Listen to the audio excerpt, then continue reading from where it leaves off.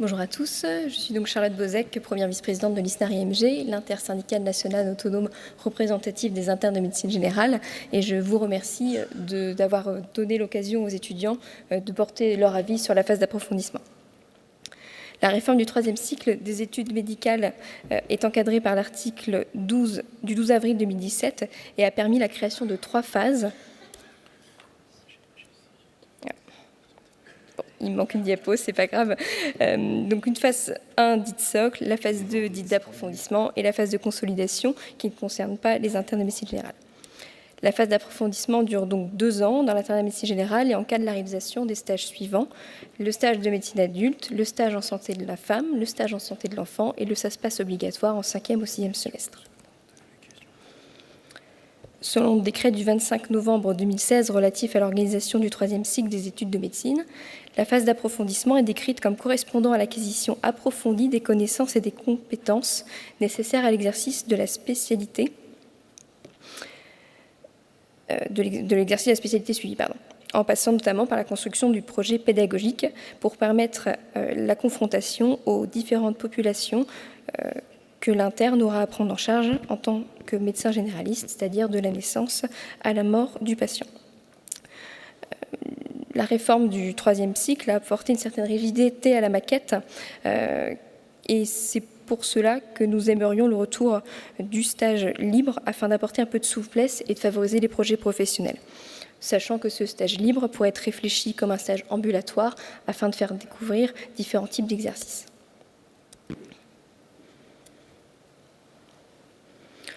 Cette refonte du troisième cycle a également été l'opportunité d'intégrer des avancées pédagogiques comme le contrat de formation, le suivi régulier par un référent pédagogique, l'évaluation régulière de la progression en phase et le portfolio numérique, ainsi que l'uniformisation des enseignants. Nous nous félicitons des avancées pédagogiques qui ont en théorie permis un suivi plus personnalisé des internes et une construction du projet professionnel tout au long du DES.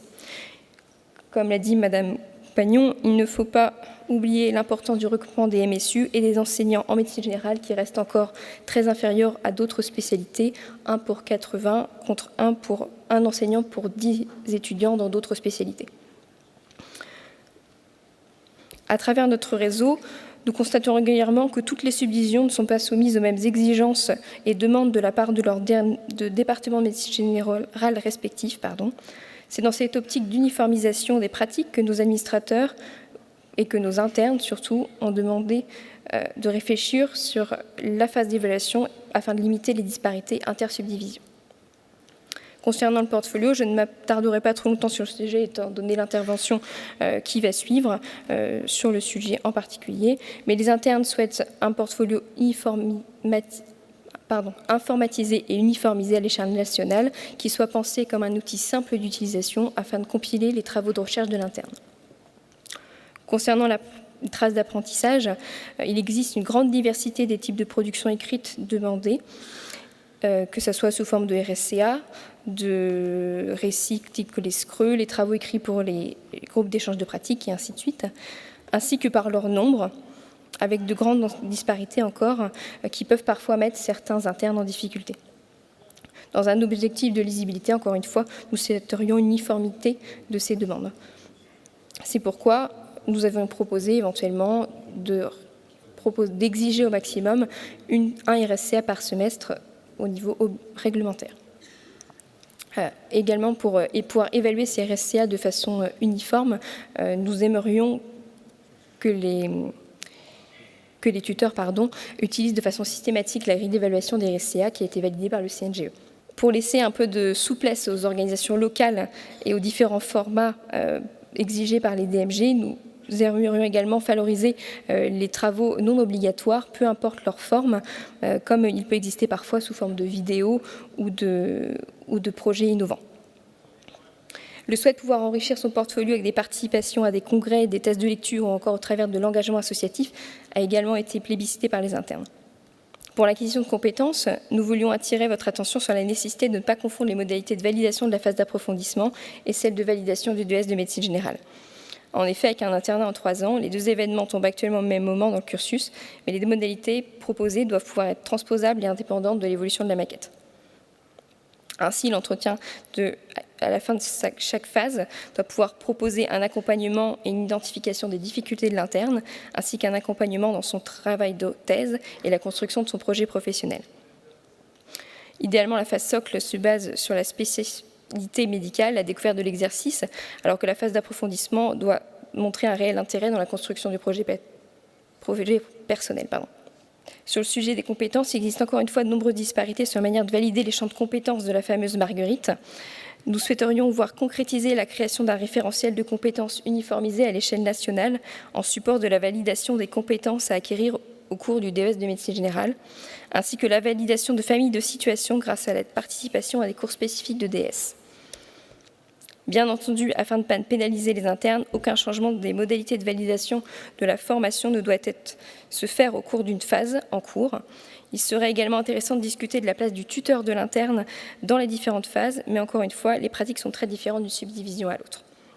Je vous laisse maintenant la parole pour répondre à vos éventuelles questions. Merci.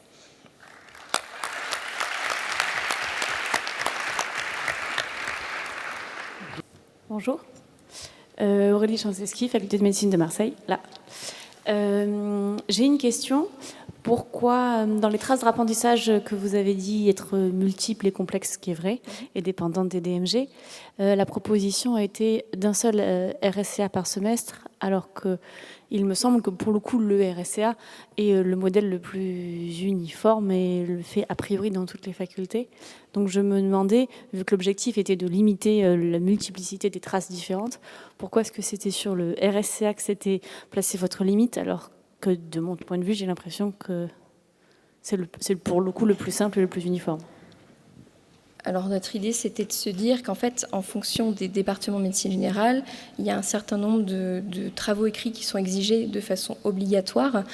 Et l'idée, c'était de se dire qu'on voulait limiter le nombre de ces travaux obligatoires pour que ça soit uniformisé à l'échelle nationale, mais justement de pouvoir proposer quand même au département de médecine générale d'autres supports que le RSCA qui existent aussi pour pouvoir permettre une réflexibilité au niveau des pratiques, au travers ces traces écrites. Donc en fait, on a gardé le RSCA en base, parce que c'est aussi celui qui est le plus encadré, qui est le plus uniformisé grâce à la grille de lecture qui est quand même majoritairement utilisée. Donc c'est pour ça qu'on s'était fixé sur le RSCA. Mais l'idée, c'est de se dire, on a un RSCA par semestre obligatoire, et le reste, finalement, il est fait en fonction des affinités de l'interne, de la relation avec son tuteur et des situations qu'il rencontre.